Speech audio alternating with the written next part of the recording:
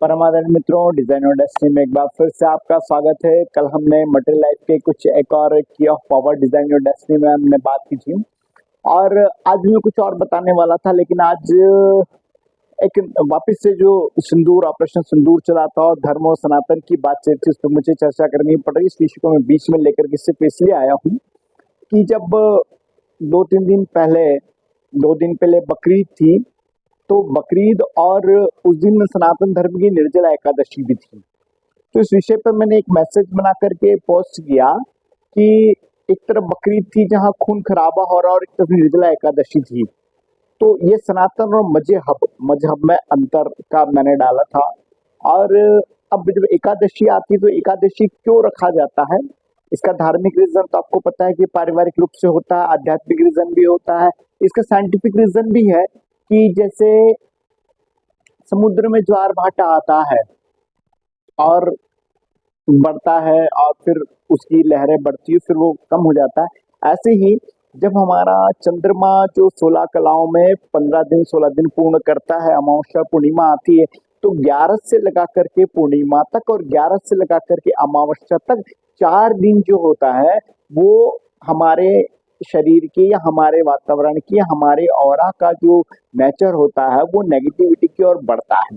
इसलिए एकादशी का जब हम व्रत करते हैं तो उस व्रत करने से वो संयमित रहता है, अनुशासित रहता है और हमारे जो कर्मेंद्रियां हैं उनके संतुलन बना रहता है। इसलिए एकादशी का व्रत करना ही चाहिए।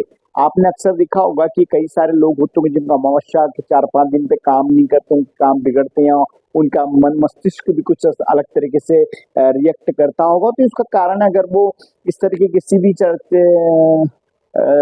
परेशानी से पीड़ित है तो वो अगर एकादशी का व्रत करेंगे तो निश्चित तौर पर उनका लाभ होगा।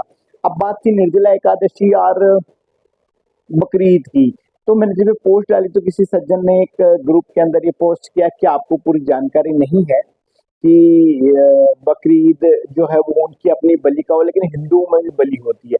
तो इस विषय पे जो मुझे जानकारी उसके बारे में आपको बताता हूँ कि जब आदि शंकराचार्य जी थे और एक बड़ा अनुष्ठान हुआ और उस बड़े अनुष्ठान में जब बलि देने की बात आई तो आदि शंकराचार्य जी ने बलि का विरोध किया, बल्कि तरह तरह जगह पर उन्होंने बलि का विरोध किया।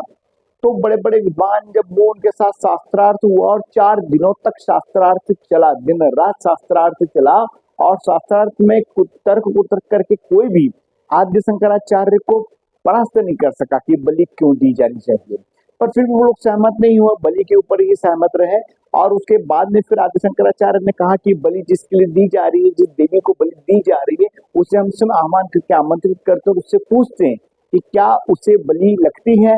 तो जब आह्वान किया गया तो देवी जब प्रकट हुई और उनसे ये पूछा गया कि माँ क्या तुझे बलि लगती है, तो माँ ने मना किया कि नहीं, मुझे किसी तरह की कोई बलि नहीं दी जाती, नहीं लगती है। तो यहाँ वो आदि शंकराचार्य की बात हो गई। उसके बाद भी सनातन में ये जो परंपरा ये चली आ रही है, इसका कारण है कि हमारे 3 गुण हैं। अगर हम इससे आध्यात्मिक और सनातनी तरीके से देखें तो सत्य, रज और तम, जिसको साइंस ने इलेक्ट्रॉन प्रोटॉन न्यूट्रॉन बोला है, ऐसा मुझे एक अपने अध्ययन से लगता है।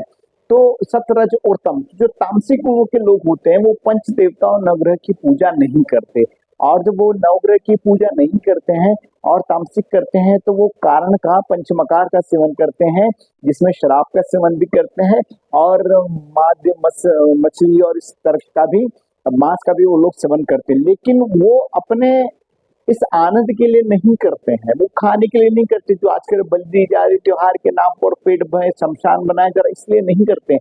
पतंजलि का जो अष्टांग योग है, उस अष्टांग योग का जो 5वां चरण होता है प्रत्याहार, उस प्रत्याहार को पाने के लिए तामसिक लोग उसको करते हैं। और तामसिक लोगों का जो तमस का जो काम होता है वो पुरुषार्थ होता है, इस वजह से उसको करते हैं। और प्रत्याहार के बाद में ध्यान धारणा समाधि की स्थिति बनती है।